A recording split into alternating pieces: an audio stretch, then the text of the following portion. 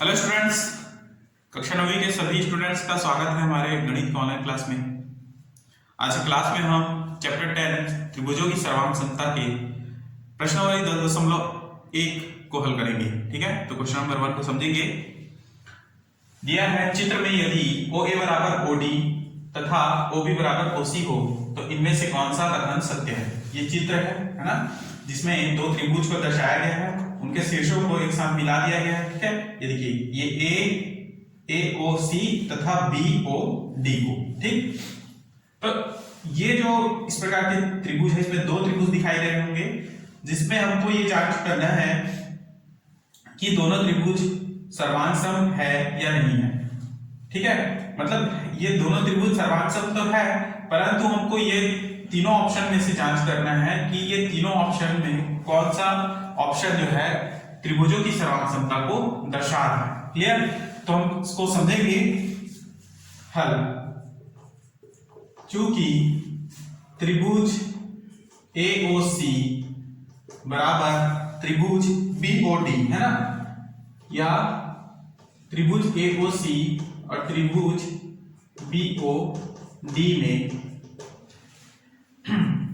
त्रिभुज AOC और त्रिभुज, देखो AOC और त्रिभुज BOD में आप देखेंगे तो यहां पर हमारे पास AO बराबर होगा OD।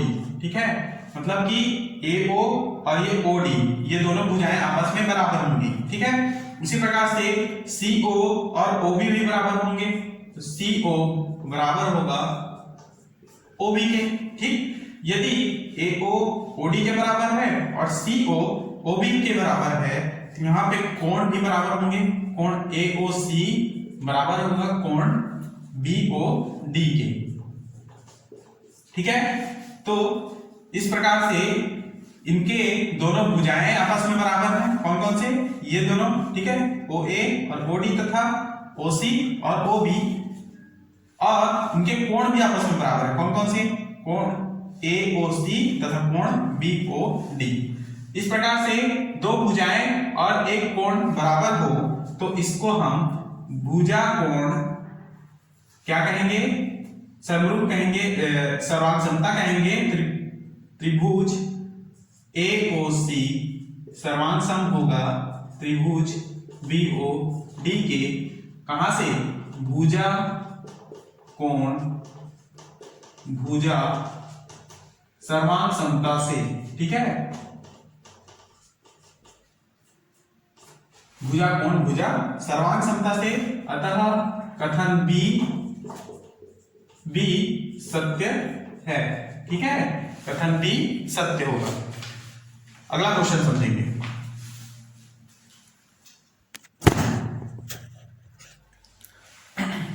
अगला क्वेश्चन है क्वेश्चन नंबर 2।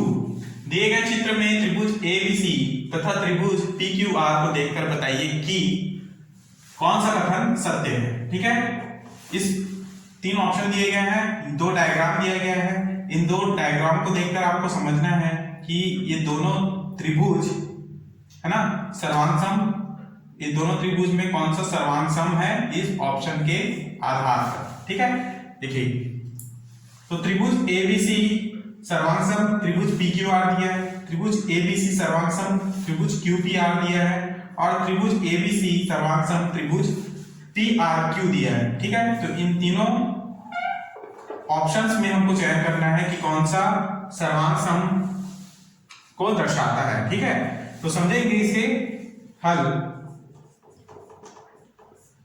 यहां पर देखेंगे कि AB बराबर PQ है ना, AB बराबर PQ बराबर 3.3 सेंटीमीटर दिया हुआ है। ठीक है, BC बराबर कितना?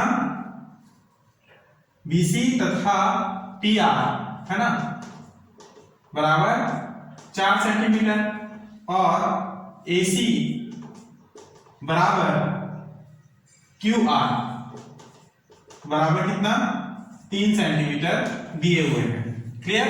तो यहां पर हमको ये समझना है कि हमको किस प्रकार से इसको सर्वांग सम बनाना है। ठीक है, तो देखेंगे कि यदि हम त्रिभुज ए बी सी को लेते हैं, त्रिभुज ए बी सी को लेंगे सर्वांग सम किसके, त्रिभुज क्यू पी आर के,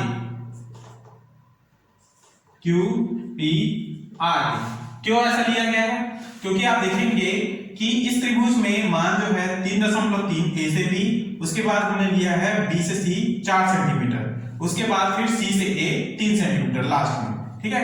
तो यानी पहले आया 3.3, फिर 4 और उसके बाद 3, ठीक है।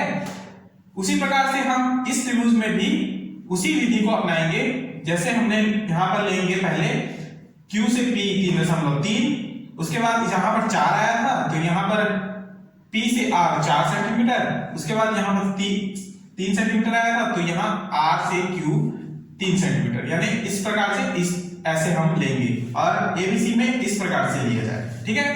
तो इसलिए क्या हो जाएगा, त्रिभुज ABC सर्वांग सम होगा QPR के, QPR के, ठीक है। तो ऑप्शन नंबर कौन सा, बी सत्य होगा। अतः कथन बी सत्य है, ठीक है, और यही इसका अभिष्ट उत्तर होगा। क्लियर। अगला क्वेश्चन समझेंगे।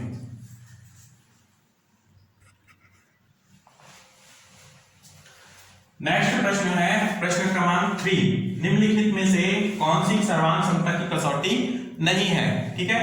तो मैंने आप लोगों को सर्वांग समता के नियम बताए थे, 3 महत्वपूर्ण नियम, ठीक है। उन नियमों के आधार पर हमको प्रश्न क्रमांक 3 को हल करना है और समझना है कि कौन सा सर्वांग समता का नियम है, ठीक है। कसौटी का मतलब क्या, नियम नहीं है, है ना।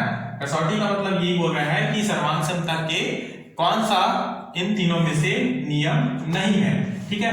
तो ये एस एस एस, इसके बारे में मैंने आपको बताया था, ये एस मतलब भुजा भुजा भुजा भुजा भुजा भुजा सर्वांग समता, है ना, भुजा भुजा भुजा सर्वांग समता नियम है ये, ठीक है। ये कौन सा नियम है, ये भुजा कोण भुजा, है ना, भुजा कोण भुजा सर्वांग समता का नियम है, ये भी एक नियम है, ठीक है। ये दोनों सर्वांग समता की कसौटी है, ठीक है। तो कौन सा कसौटी नहीं होगा या नियम नहीं होगा, तो ये ऑप्शन 3 है ना, ये होता है, इसका मतलब एंगल एंगल एंगल, है ना, यानी कोण कोण कोण सर्वांग समता। लेकिन ये जो नियम है सर्वांग समता के नियम नहीं है, ठीक है। इसलिए कौन सा ऑप्शन सही होगा, ऑप्शन नंबर सी सही है, ठीक है। तो लिखेंगे कि कथन सी सही है, ठीक है। उसी प्रकार से क्वेश्चन नंबर 4 देखेंगे कि दो त्रिभुजों के सर्वांग सम होने के लिए संगत कोणों के सर्वांग सम होने के अतिरिक्त कम से कम किन संगत अवयवों का समान होना आवश्यक है, ठीक है। तो यहां पर बोल रहा है कि दो त्रिभुज लिया जाए, ठीक है, और उन दो त्रिभुजों के सर्वांग सम होने के लिए हम संगत कोणों के सर्वांग सम होने के अतिरिक्त, है ना, उन त्रिभुजों में कोणों का सर्वांग सम होने के अलावा कम से कम किन संगत अवयवों का समान होना आवश्यक है, ठीक है। तो ऑप्शन में दिया गया है और उसको पहचानना है कि कौन सा सर्वांग समता को दर्शाता है, ठीक है। तो देखिए ऑप्शन ए में कि कोई भुजा संगत ना हो, ऐसा तो हो नहीं सकता है ना, क्योंकि मैंने ऑप्शन में 3 नियम जो बताया है उसमें तीनों नियम में भुजा उपस्थित है, क्लियर। जैसे कि भुजा भुजा भुजा सर्वांग समता में भुजा होता है, कोण भुजा कोण सर्वांग समता में भी एक भुजा अवश्य होता है, तथा भुजा भुजा कोण भुजा सर्वांग समता में भी 2 भुजा होते हैं, ठीक है। तो ऑप्शन में देखेंगे कि कोई भुजा संगत न हो, तो ये ऑप्शन गलत है, ठीक है। दूसरा ऑप्शन देखिए, तीसरा ऑप्शन देखो कि कम से कम 2 भुजा संगत हो, ठीक है। तो 2 भुजा संगत होता है, ये तो हमको पता है। और बी ऑप्शन देखेंगे कि कम से कम 1 भुजा संगत हो, है ना। तो कम से कम 1 भुजा संगत हो, ये भी ऑप्शन में जो है ये सही होगा, इसलिए कम से कम एक भुजा संगत हो इसको हम लेंगे। तो ऑप्शन नंबर बी सही है, यानी कथन बी सही है। ठीक है, अगला क्वेश्चन समझेंगे।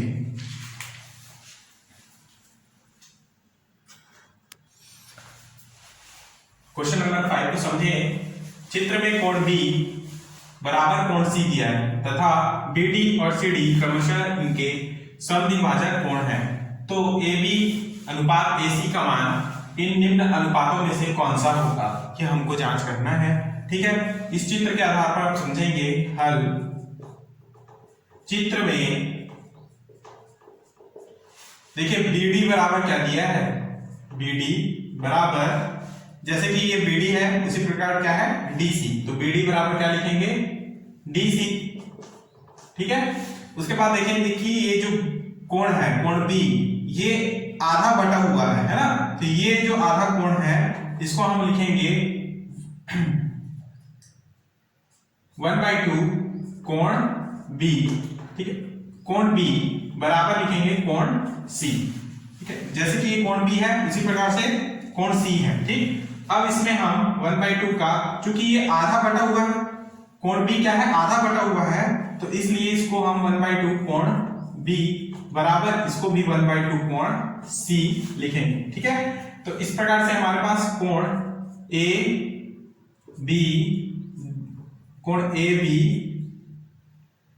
डी बराबर कोण ए सी डी हमें प्राप्त होता है। ठीक है, अब देखिए कि त्रिभुज ए डी बी और त्रिभुज ए सी डी में हमको समझना है कि हमारे पास दिया है कोण बीडी बराबर डीसी।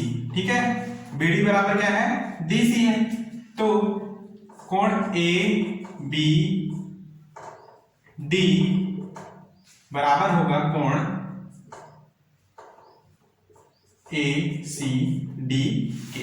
ठीक है, जब इनकी भुजा बराबर होंगे और इनके कोण बराबर होंगे तो त्रिभुज ए डी बी सर्वांग सम होगा त्रिभुज ए सी डी के। ठीक है, और ये जब दोनों त्रिभुज सर्वांग सम होंगे तो ए बी बराबर होगा ए सी के। ठीक है, ये कहां से होगा, तो ये होगा भुजा कोण भुजा सर्वांग समता से। ठीक है, क्या बोला मैंने, ये जो सर्वांग समता होगा भुजा कोण भुजा सर्वांग समता से। ठीक, और ये सर्वांग सम त्रिभुजों के संगत भाग के आधार पर होगा। ठीक है, ये ए बी बराबर क्या ए सी, ये सर्वांग सम त्रिभुजों के संगत भाग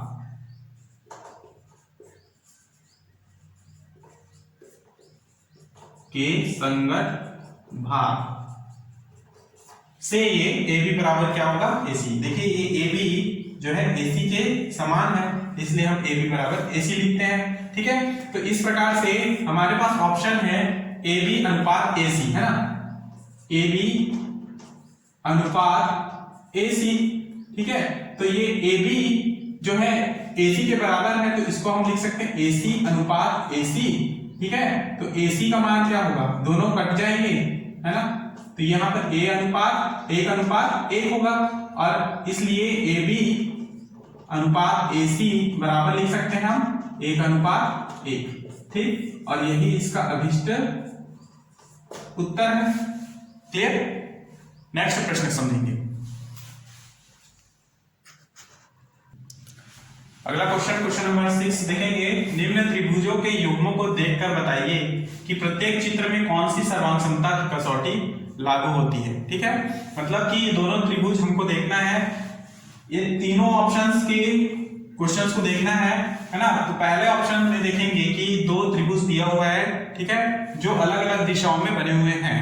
ठीक है, तो हमको किस प्रकार का सर्वांग सम है ये हमको बताना है। ठीक है, तो देखेंगे कि ये त्रिभुज जो है, ठीक है, तो इसमें जो ये वाला भुजा और ये जो खड़ी भुजा है ये दोनों आपस में बराबर है, उसी प्रकार से ये भी 90 अंश का है और ये भी 90 अंश का है, ठीक है।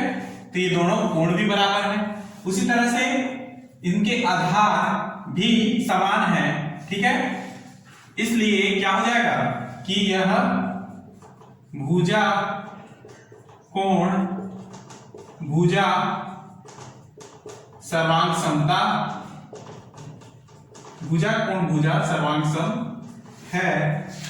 तो लिखेंगे इसको कि दो संगत भुजाएं और मध्य का कोण बराबर है, कि दो संगत भुजाएं और संगत मध्य का कोण या मध्य के संगत कोण क्या है, बराबर है। इसीलिए भुजा कोण भुजा सर्वांग सम है, ठीक है। ये भुजा फिर ये कोण मध्य में और फिर ये भुजा कोण मध्य में और ये भुजा, इसलिए इसको क्या कहा गया है, भुजा कोण भुजा सर्वांग सम था। दूसरा पॉइंट देखेंगे, दूसरा क्वेश्चन में है इस प्रकार से जो त्रिभुज दिया गया है जिनके शीर्ष आपस में मिले हुए हैं, ठीक है। ये देखिए, तो यहां पर देखेंगे कि इसको आप AC, इसको BD और इसको O मान लीजिए। तो यहां पर देखेंगे कि ये जो भुजा AO है ना, किसके बराबर है, भुजा OD के। उसी प्रकार से भुजा BO किसके बराबर है, भुजा OC के, ठीक है। तो देखेंगे कि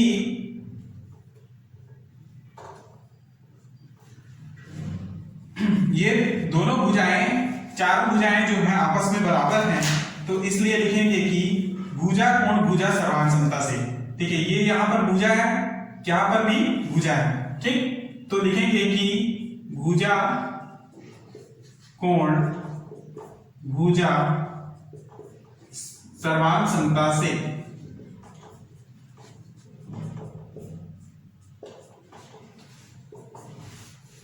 दो संगत भुजाएं और संगत शीर्ष कोण बराबर है। दो संगत भुजाएं और संगत शीर्ष कोण क्या है, बराबर है, ठीक है। कैसे, देखिए ये भुजा और ये भुजा दोनों बराबर है, ये भुजा और ये भुजा दोनों बराबर है। यहां पर ये कोण और ये कोण दोनों आपस में मिले हुए हैं, तो शीर्षाभिमुख कोण से ये दोनों क्या हो जाएंगे, संगत कोण, और इसलिए ये क्या हो जाएंगे, बराबर, ठीक है। तो सेकंड डायग्राम के लिए हमको ये चीज को लिखना है। तीसरे डायग्राम में समझेंगे कि ये जो भुजा है इसमें यदि आप लें तो ये जो भुजा और ये भुजा है दोनों आपस में समान है। तो यहां पर हमारे पास कोण भुजा कोण है ना, ये कोण भुजा कोण, इस प्रकार से कौन सा नियम दर्शाता है, ये सर्वांग समता का, कोण भुजा कोण सर्वांग सम नियम से, ठीक है। जिसमें दो कोण तथा दोनों आधार और दोनों आधार कोण तुल्य हैं। दोनों आधार कौन सा, ये और ये, तथा दोनों आधार कोण बराबर है, ठीक है। आधार कोण कौन सा, ये कोण और ये कोण बराबर है, तथा ये कोण तथा ये कोण बराबर है। तो इसलिए कोण भुजा कोण का सर्वांग सम होगा, ठीक। अगला डायग्राम समझेंगे।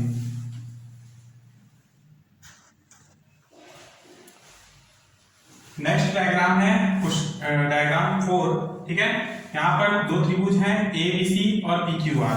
तो ये जो त्रिभुज हैं इनमें दो संगत कोण आपस में समान है, जैसे कोण A कोण P के समान है और कोण B कोण Q के समान है, ठीक है। तथा भुजा AC भुजा PQ के समान है। इसलिए यहाँ पर लिखा गया है कोण भुजा सर्वांग समता नियम, ठीक है। इसमें दो संगत कोण है ना, कौन सा, कोण AB कोण A कोण P तथा कोण B कोण Q है ना, और एक संगत भुजा बराबर है। कौन कौन से, भुजा AC और भुजा PR। क्लियर? तो इस प्रकार से ये कोण भुजा सर्वांग सम। नेक्स्ट है त्रिभुज PABC और त्रिभुज PQR। ये एक प्रकार का समद्विबाहु त्रिभुज है, समबाहु त्रिभुज है। ठीक है, समबाहु त्रिभुज में सभी भुजाएं क्या होती हैं? समान होती हैं। इसलिए यहां पर AB PQ समान है, BAC PR समान है तथा BC और QR समान है। इस कारण सभी भुजाएं आपस में समान है, इसलिए जो नियम होगा भुजा सर्वांग समता से ये नियम होगा और तीनों संगत भुजाएं बराबर होती हैं। क्लियर? ये चीज इसमें हमको लिखना है। तो क्वेश्चन नंबर 6 समाप्त। तो क्वेश्चन नंबर 7 को समझेंगे।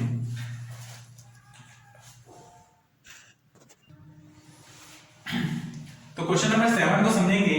यदि त्रिभुज ABC सर्वांग सम है त्रिभुज PQR के, तो AC बराबर होगा 3x + 2, PR बराबर है 6x + 13 तथा BC बराबर 5x।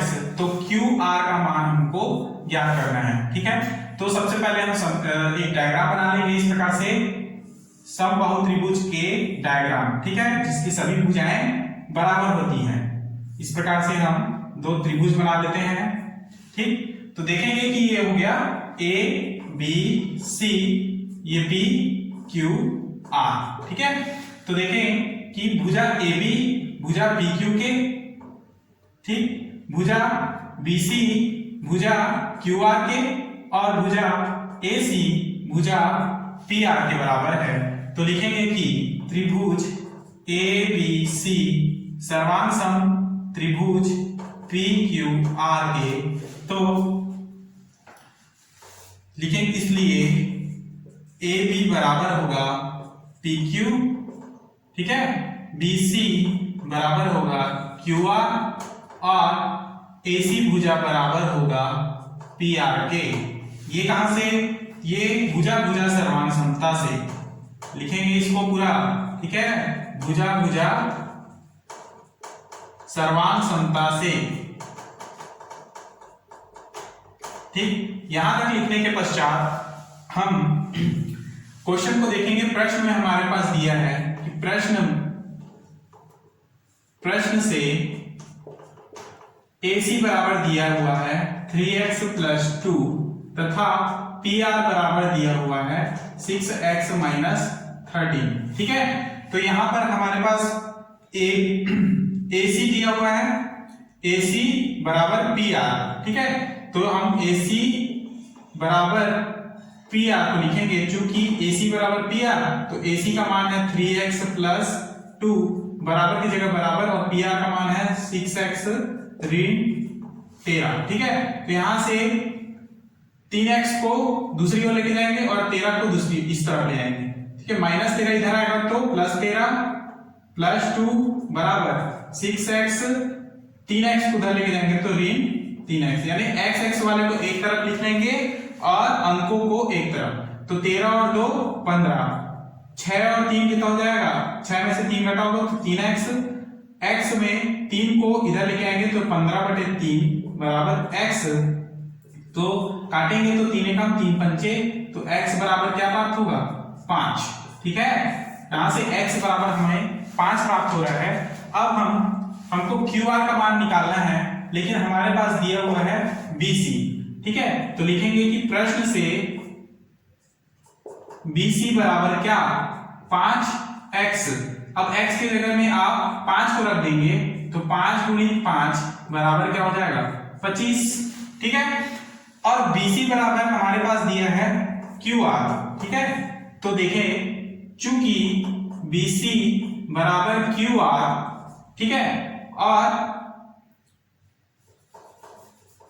इसको उल्टा लिखेंगे। चूंकि QR बराबर है BC के, तो इस BC का जो मान 25, इसको BC की जगह रखेंगे तो QR बराबर क्या मिलेगा?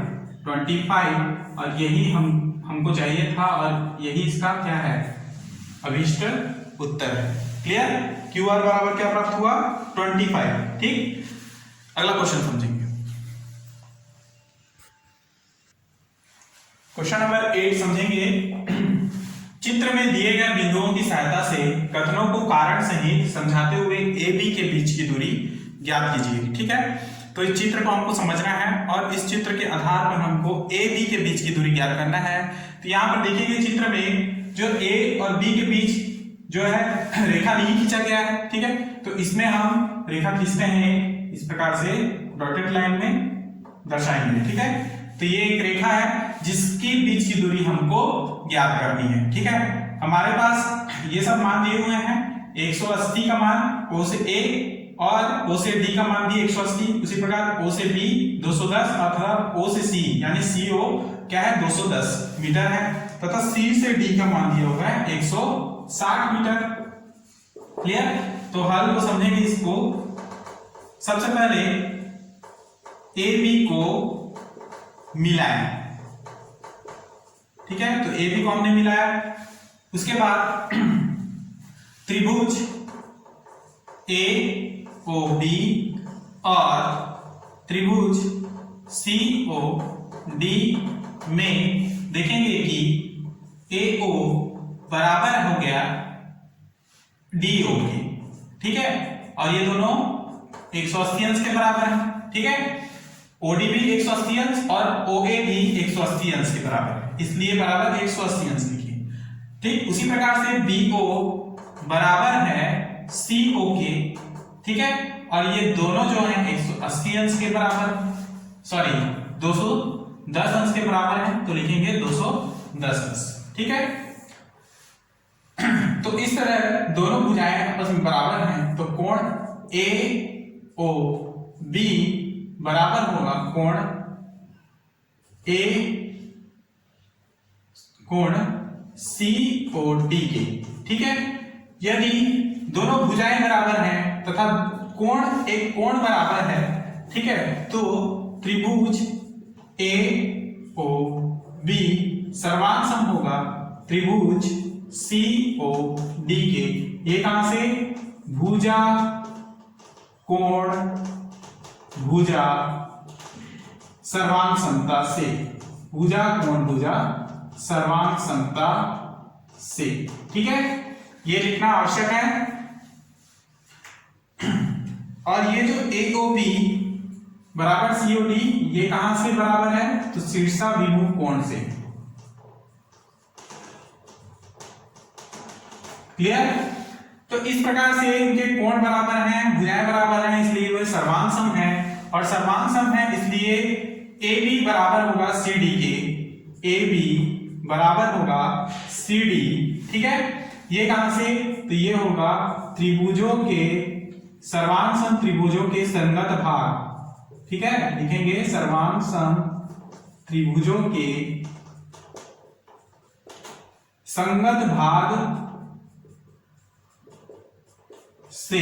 ठीक है, संगत भाग मतलब ए सी डी किसके बराबर दिख रहा है आपको, ए बी के बराबर दिख रहा है, तो इसलिए ए बी बराबर सी डी लिख सकते हैं। और सी डी हमारे पास दिया है 160 सेंटीमीटर, तो ए बी बराबर भी क्या हो जाएगा 160 मीटर, तो ए बी का मान भी क्या हो जाएगा 160 मीटर।